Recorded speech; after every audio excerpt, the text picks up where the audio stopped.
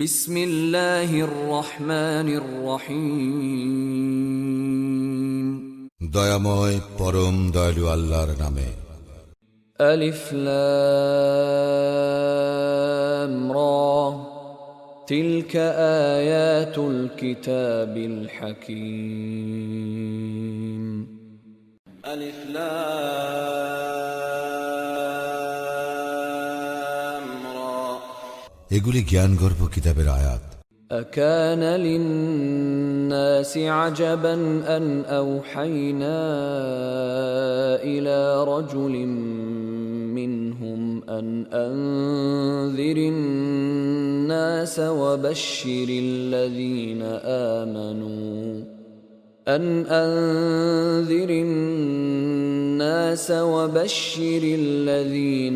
آمنوا أن لهم قدم صدق عند ربهم قال الكافرون إن هذا لساحر مبين।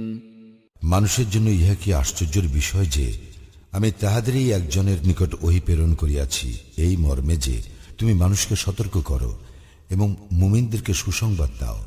তাহাদের জন্য তাহাদের প্রতিপালকের নিকট আছে উচ্চ মর্যাদা।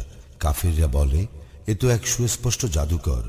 إن ربكم الله الذي خلق السماوات والأرض في 6 أيام ثم استوى على العرش يدبر الأمر ما من شفيع إلا من بعد إذنه ذلكم الله ربكم فاعبدوه أفلا تذكرون। তোমাদের প্রতিপালক আল্লাহ, যিনি আকাশ মণ্ডলীয় পৃথিবী 6 দিনে সৃষ্টি করেন, অতঃপর তিনি আরশে সমাসীন হন। তিনি সকল বিষয় পরিচালনা করেন। তাহার অনুমতি লাভ না করিয়া সুপারিশ করিবার কেহ নাই। ইনি আল্লাহ তোমাদের প্রতিপালক, সুতরাং তাহার ইবাদত করো। তবু কি তোমরা উপদেশ গ্রহণ করিবে না? ইলাইহি মারজিউকুম জামিআ ওয়া'দাল্লাহি হাক্কান ইন্নাহু ইয়াবদাউল খালকা সুম্মা ইউঈদুহু লিয়াজজিয়াল্লাযীনা আমানু ওয়া আমিলুস সালিহাতি বিল কিসত والذين كفروا لهم شراب من حميم وعذاب أليم بما كانوا يكفرون।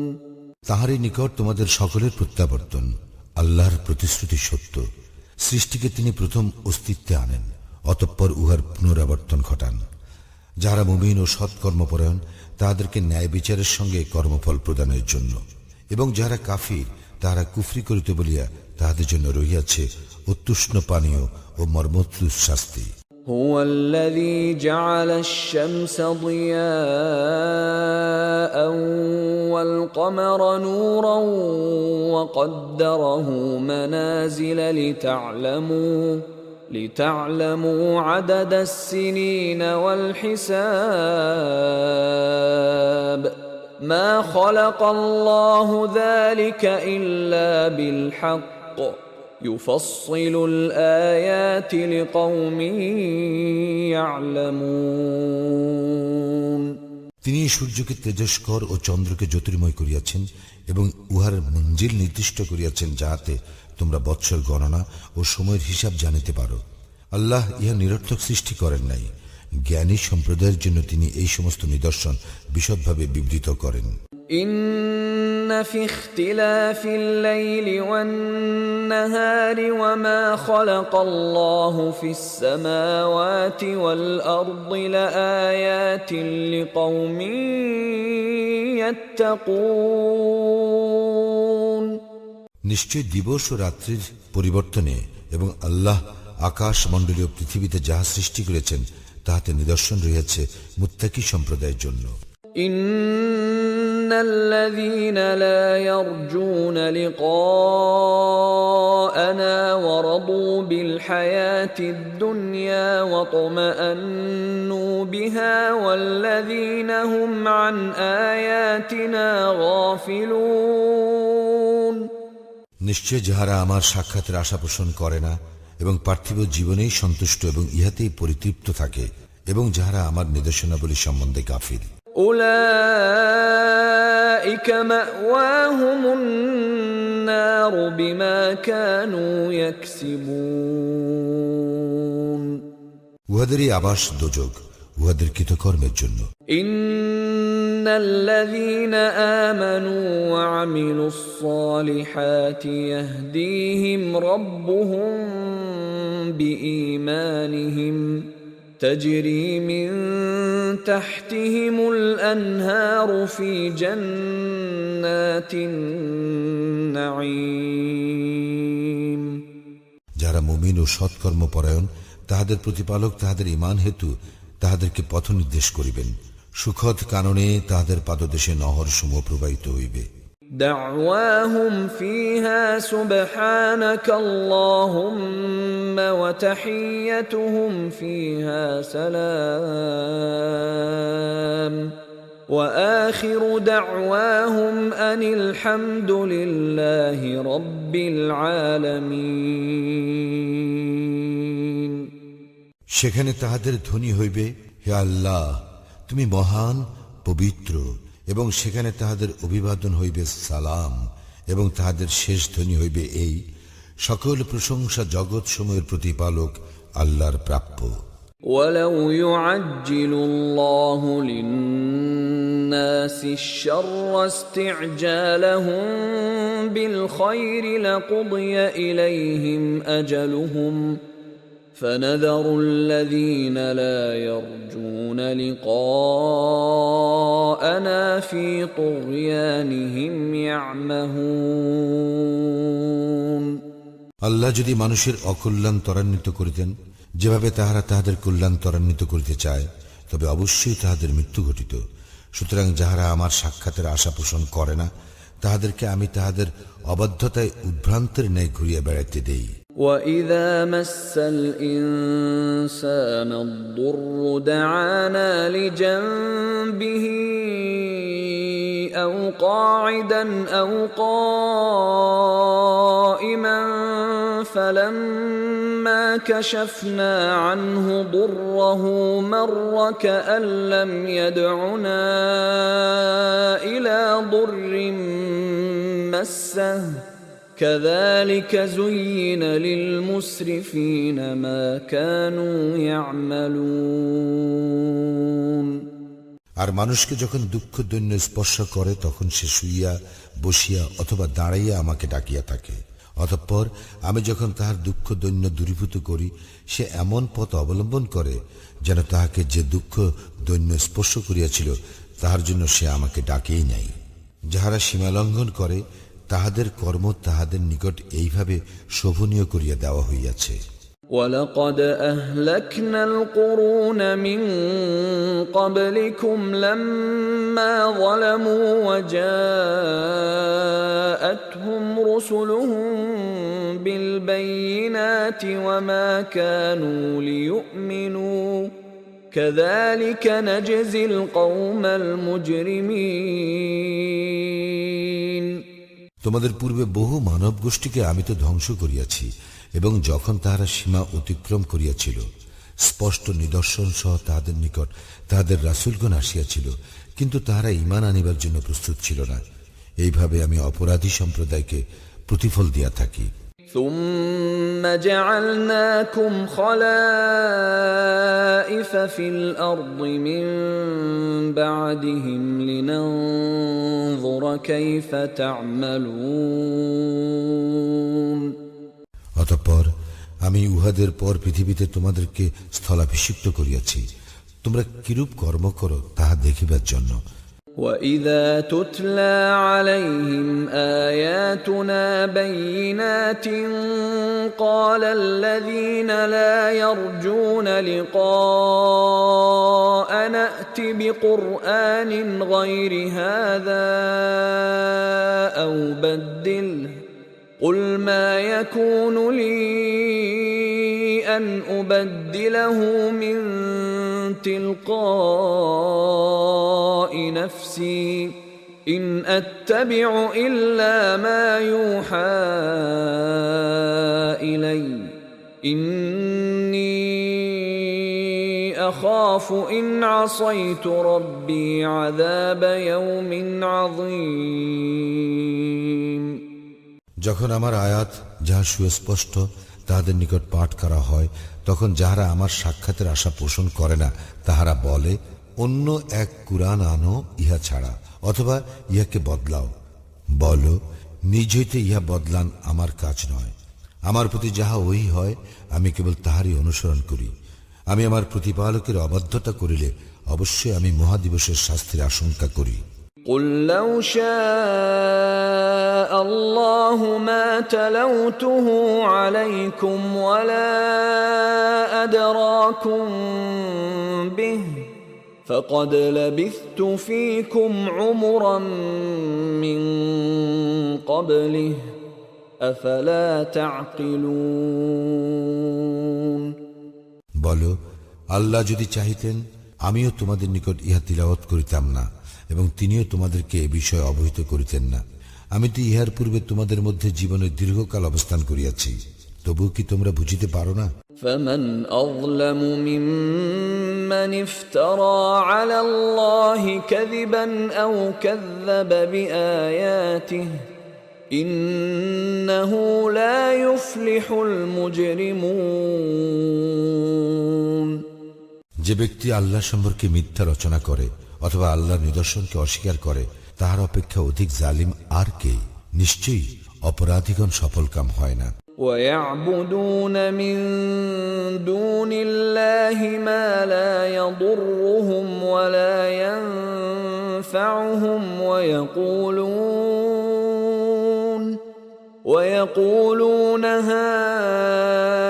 هؤلاء شفعاؤنا عند الله قل أتنبئون الله بما لا يعلم في السماوات ولا في الأرض سبحانه وتعالى عما يشركون উহারা আল্লাহ ব্যতীত যাহার ইবাদত করে তাহা উহাদের ক্ষতিও করিতে পারে না, উপকারও করিতে পারে না। উহারা বলে, এগুলি আল্লাহর নিকট আমাদের সুপারিশকারী। বল, তোমরা কি আল্লাহকে আকাশ মণ্ডলীয় পৃথিবীর এমন কিছু সংবাদ দিবে যাহা তিনি জানেন না? তিনি মহান, পবিত্র, এবং তাহারা যাহাকে শরীক করে তা হইতে তিনি ঊর্ধ্বে। وما كان الناس إلا أمة واحدة فاختلفوا ولولا كلمة سبقت من ربك لقضي بينهم فيما فيه يختلفون মানুষ ছিল একই উম্মত, পরে উহারা মতভেদ সৃষ্টি করে। তোমার প্রতিপালকের পূর্ব ঘোষণা না থাকিলে তাহারা যে বিষয়ে মতভেদ ঘটায় তাহার মীমাংসা তো হইয়াই যাইত। ويقولون لولا أنزل عليه آية من ربه فقل إنما الغيب لله فانتظروا إني معكم من المنتظرين উহারা বলে, তাহার প্রতিপালকের নিকট হইতে তাহার নিকট কোন নিদর্শন অবতীর্ণ হয় না কেন? বলো, অদৃশ্যের জ্ঞান তো কেবল আল্লাহরই আছে, সুতরাং তোমরা প্রতীক্ষা করো, আমিও তোমাদের সঙ্গে প্রতীক্ষা করিতেছি। وَإِذَا أَذَقْنَا النَّاسَ رَحْمَةً مِّن بَعْدِ ضَرَّاءَ مَسَّتْهُمْ إِذَا لَهُم مَّكْرٌ فِي آيَاتِنَا قُلِ اللَّهُ أَسْرَعُ مَكْرًا إن رسلنا يكتبون ما تمكرون আর দুঃখ দৈন্য তাহাদেরকে স্পর্শ করিবার পর যখন আমি মানুষকে অনুগ্রহের আস্বাদন করাই, তাহারা তখনই আমার নিদর্শনের বিরুদ্ধে অপকৌশল করে। বলো, আল্লাহ অপকৌশলের শাস্তিদানে দ্রুততর। তোমরা যে অপকৌশল করো তাহা অবশ্যই আমার ফেরেশতাগণ লিখিয়া রাখে। هو الذي يسيركم في البر والبحر حتى إذا كنتم في الفلك وجرين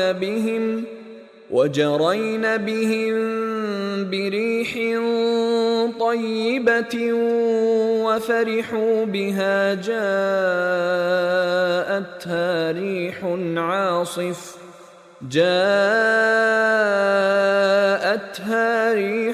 عاصف وجاءهم الموج من كل مكان وظنوا أنهم أحيط بهم دعوا الله مخلصين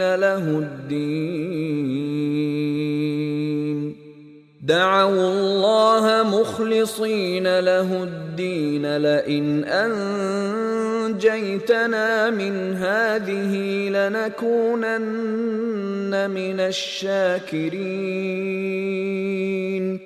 তিনি তোমাদেরকে জলস্থলে ভ্রমণ করান এবং তোমরা যখন নৌকারোহী হও এবং এইগুলি আরোহী লইয়া অনুকূল বাতাসে বহিয়া যায় এবং তাহারা উহাতে আনন্দিত হয়, অতঃপর এইগুলি বাত্যাহত এবং সর্বদিক হইতে তরঙ্গাহত হয় এবং তাহারা উহা দ্বারা পরিবেশিত হইয়া পড়িয়াছে মনে করে, তখন তাহারা আনুগত্যে বিশুদ্ধ চিত্ত হইয়া আল্লাহকে ডাকিয়া বলে, তুমি আমাদেরকে ইহা হইতে ত্রাণ করিলে আমরা অবশ্যই কৃতজ্ঞদের অন্তর্ভুক্ত হইব।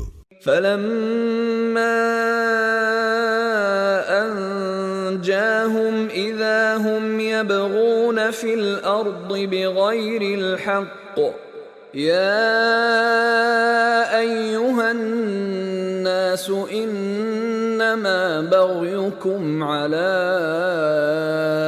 أنفسكم متاع الحياة الدنيا ثم إلينا مرجعكم فننبئكم بما كنتم تعملون অতঃপর তিনি যখনই উহাদেরকে বিপদমুক্ত করেন তখনই উহারা পৃথিবীতে অন্যায়ভাবে জুলুম করিতে থাকে। হে মানুষ, তোমাদের জুলুম বস্তুত তোমাদের নিজেদের প্রতি হইয়া থাকে। পার্থিব জীবনের সুখ ভোগ করিয়া নাও, পরে আমারই নিকট তোমাদের প্রত্যাবর্তন, তখন আমি তোমাদেরকে জানাইয়া দিব তোমরা যাহা করিতে। إنما مثل الحياة الدنيا كماء أنزلناه من السماء فاختلط به نبات الأرض مما يأكل الناس والأنعام حتى إذا أخذت الأرض زخرفها وزينت وظن أهلها أنهم قادرون عليها أتاها أمرنا ليلا أو نهارا فجعلناها حصيدا كأن لم تغن بالأمس كذلك نفصل الآيات لقوم يتفكرون বস্তুত পার্থিব জীবনের দৃষ্টান্ত এইরূপ, যেমন আমি আকাশ হইতে বাড়ি বর্ষণ করি, যদ্বারা ভূমিজ উদ্ভিদ ঘন সন্নিবিষ্ট হইয়া উদ্গত হয়, যাহা হইতে মানুষ ও জীবজন্তু আহার করিয়া থাকে। অতঃপর যখন ভূমি তাহার শোভা ধারণ করে ও নয়নাভিরাম হয় এবং উহার অধিকারীগণ মনে করে উহা তাহাদের আয়ত্তাধীন, তখন দিবসে অথবা রজনীতে আমার নির্দেশ আসিয়া পড়ে ও আমি উহা এমনভাবে নির্মূল করিয়া দেই যেন গতকালও উহার অস্তিত্ব ছিল না। এইভাবে আমি নিদর্শনাবলী বিশদভাবে বিব্রত করি চিন্তাশীল সম্প্রদায়ের জন্য। والله يدعو إلى دار السلام ويهدي من يشاء إلى صراط مستقيم আল্লাহ শান্তির আবাসের দিকে আহ্বান করেন এবং যাহাকে ইচ্ছা সরল পথে পরিচালিত করেন।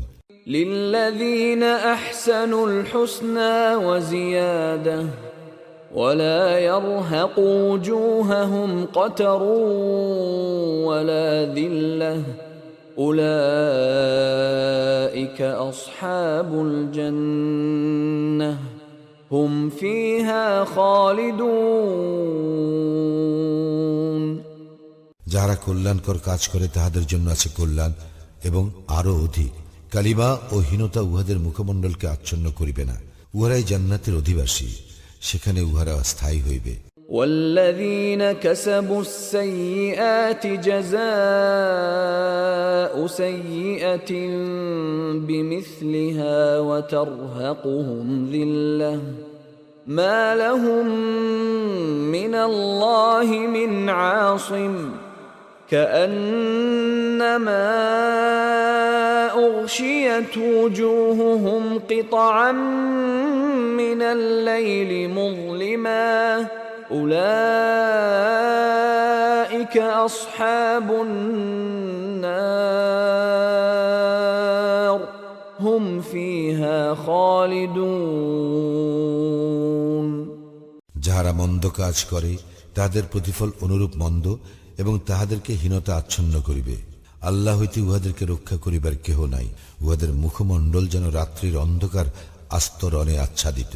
উহারা দোজখের অধিবাসী, সেখানে উহারা স্থায়ী হইবে। ويوم نحشرهم جميعا ثم نقول للذين أشركوا مكانكم أنتم وشركاؤكم فزيلنا بينهم وقال شركاؤهم ما كنتم إيانا تعبدون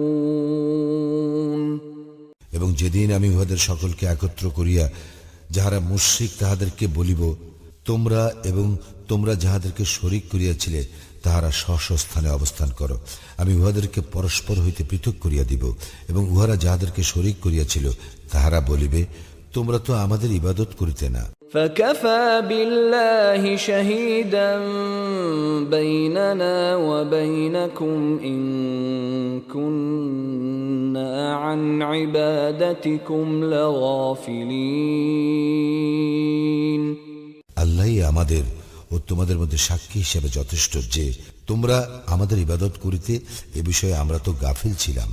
هنالك تبلو كل نفس ما أسلفت وردوا إلى الله مولاهم الحق وضل عنهم ما كانوا يفترون সেখানে তাহাদের প্রত্যেকে তাহার পূর্বকৃত কর্ম পরীক্ষা করিয়া লইবে এবং উহাদেরকে উহাদের প্রকৃত অভিভাবক আল্লাহর নিকট ফিরাইয়া আনা হইবে এবং উহাদের উদ্ভাবিত মিথ্যা উহাদের নিকট হইতে অন্তর্হিত হইবে। قل من يرزقكم من السماء والأرض أم من يملك السمع والأبصار ومن يخرج الحي من الميت ويخرج الميت من الحي ومن يدبر الأمر فسيقولون الله فقل أفلا تتقون বলো, কে তোমাদেরকে আকাশ ও পৃথিবী হইতে জীবন উপকরণ সরবরাহ করে অথবা শ্রবণ ও দৃষ্টি শক্তি কার কর্তৃত্বাধীন? জীবিতকে মৃত হইতে কে বাহির করে এবং মৃতকে জীবিত হইতে কে বাহির করে এবং সকল বিষয় কে নিয়ন্ত্রণ করে? তখন তাহারা বলিবে, আল্লাহ। বলো, তবু কি তোমরা সাবধান হইবে না? فذلكم الله ربكم الحق فماذا بعد الحق إلا الضلال فأنى تصرفون তিনি আল্লাহ, তোমাদের সত্য প্রতিপালক। সত্য ত্যাগ করিবার পর বিভ্রান্তি ব্যতীত আর কি থাকে? সুতরাং তোমরা কোথায় চালিত হইতেছ? كذلك حقت كلمة ربك على الذين فسقوا أنهم لا يؤمنون এইভাবে সত্য ত্যাগীদের সম্পর্কে তোমার প্রতিপালকের এই বাণী সত্য প্রতিপন্ন হইয়াছে যে তাহারা তো ঈমান আনিবে না। قل هل من شركائكم من يبدأ الخلق ثم يعيده قل الله يبدأ الخلق ثم يعيده فأنى تؤفكون বলো, তোমরা যাহাদের শরীক করো তাহাদের মধ্যে কি এমন কেহ আছে যে সৃষ্টিকে অস্তিত্বে আনয়ন করে ও পরে উহার পুনরাবর্তন ঘটায়? বলো, আল্লাহ সৃষ্টিকে অস্তিত্বে আনয়ন করেন ও পরে উহার পুনরাবর্তন ঘটান। সুতরাং তোমরা কেমন করিয়া সত্য বিচ্যুত হইতেছ? قل هل من شركائكم من يهدي إلى الحق قل الله يهدي للحق أفمن يهدي إلى الحق أحق أن يتبع أم من لا يهدي إلا أن يهدى فما لكم كيف تحكمون বলো, তোমরা যাহাদেরকে শরীক করো তাহাদের মধ্যে কি এমন কেহ আছে যে সত্যের পথ নির্দেশ করে? বলো, আল্লাহই সত্যের পথ নির্দেশ করেন। যিনি সত্যের পথ নির্দেশ করেন তিনি আনুগত্যের অধিকতর হকদার। না যাহাকে পথ না দেখাইলে পথ পায় না সে? তোমাদের কি হইয়াছে? তোমরা কিভাবে সিদ্ধান্ত করিয়া থাকো? وما يتبع أكثرهم إلا ظنا إن الظن لا يغني من الحق شيئا إن الله عليم بما يفعلون উহাদের অধিকাংশই অনুমানেরই অনুসরণ করে। সত্যের পরিবর্তে অনুমান কোনো কাজে আসে না।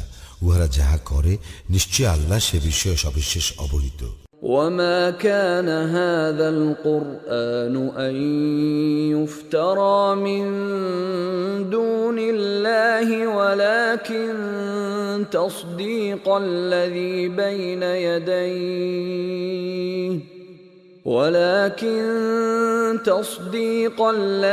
بين يديه وتفصيل الكتاب لا ريب فيه من رب العالمين এই কুরআন আল্লাহ ব্যতীত অপর কাহারও রচনা নয়। পক্ষান্তরে ইহার পূর্বে যাহা অবতীর্ণ হইয়াছে ইহা তাহার সমর্থন এবং ইহা বিধানসমূহের বিশদ ব্যাখ্যা। ইহাতে কোনো সন্দেহ নাই যে ইহা জগৎসমূহের প্রতিপালকের পক্ষ হইতে। أم يقولون افتراه قل فأتوا بسورة مثله وادعوا من استطعتم من دون الله إن كنتم صادقين তারা কি বলে, সে ইহা রচনা করিয়াছে? বলো, তবে তোমরা ইহার অনুরূপ একটি সূরা আনয়ন করো এবং আল্লাহ ব্যতীত অপর যাহাকে পারো আহ্বান করো, যদি তোমরা সত্যবাদী হও। بل كذبوا بما لم يحيطوا بعلمه ولما يأتهم تأويله كذلك كذب الذين من قبلهم فانظر كيف كان عاقبة الظالمين পরন্তু উহারা যে বিষয়ের জ্ঞান আয়ত্ত করে নাই তাহা অস্বীকার করে এবং এখনো ইহার পরিণাম উহাদের নিকট উপস্থিত হয় নাই। এইভাবে উহাদের পূর্ববর্তীগণ মিথ্যা আরোপ করিয়াছিল। সুতরাং দেখো জালিমদের পরিণাম কি হইয়াছে। ومنهم من يؤمن به ومنهم من لا يؤمن به وربك أعلم بالمفسدين উহাদের মধ্যে কেহ ইহাতে বিশ্বাস করে এবং কেহ ইহাতে বিশ্বাস করে না, এবং তোমার প্রতিপালক অশান্তি সৃষ্টিকারীদের সম্বন্ধে সম্যক অবহিত।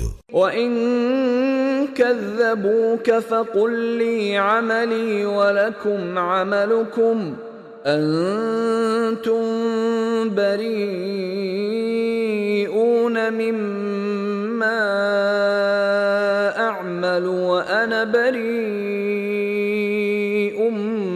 مما تعملون এবং তাহারা যদি তোমার প্রতি মিথ্যা আরোপ করে তবে তুমি বলিও, আমার কর্মের দায়িত্ব আমার এবং তোমাদের কর্মের দায়িত্ব তোমাদের। আমি যাহা করি সে বিষয়ে তোমরা দায়মুক্ত এবং তোমরা যাহা করো সে বিষয়ে আমিও দায়মুক্ত।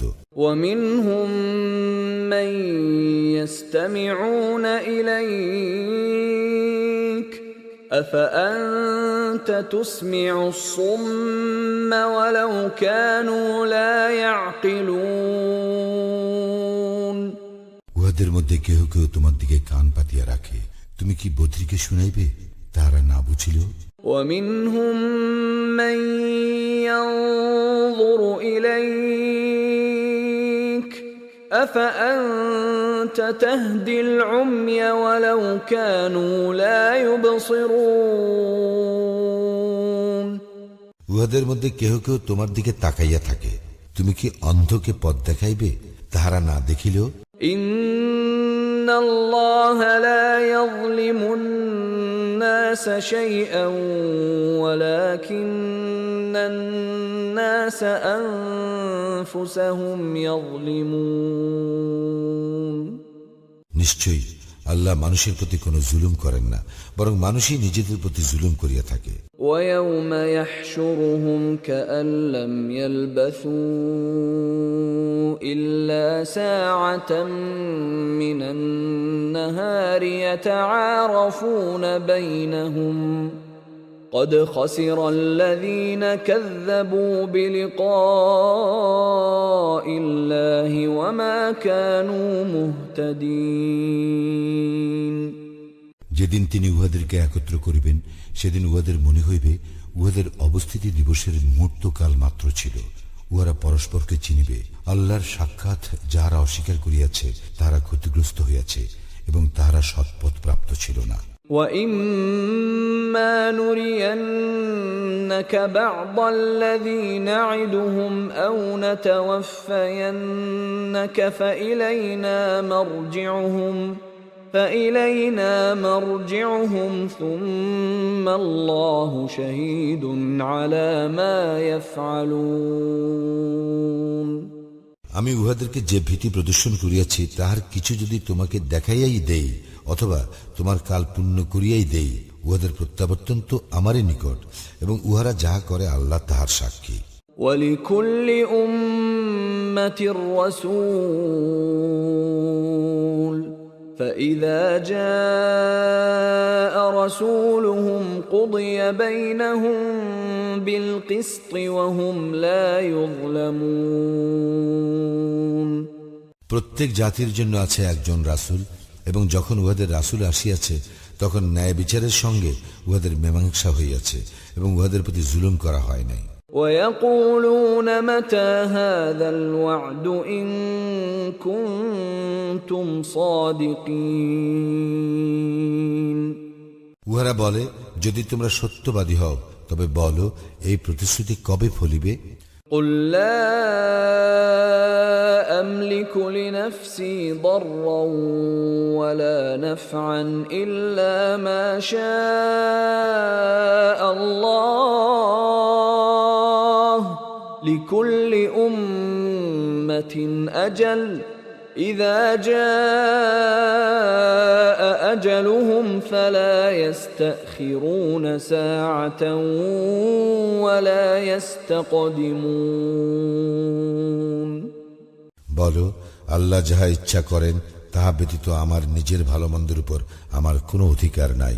প্রত্যেক জাতির এক নির্দিষ্ট সময় আছে, যখন তাহাদের সময় আসিবে তখন তাহারা মুহূর্ত কালও বিলম্ব বা ত্বরা করিতে পারিবে না। قل أرأيتم إن أتاكم عذابه بياتا أو نهارا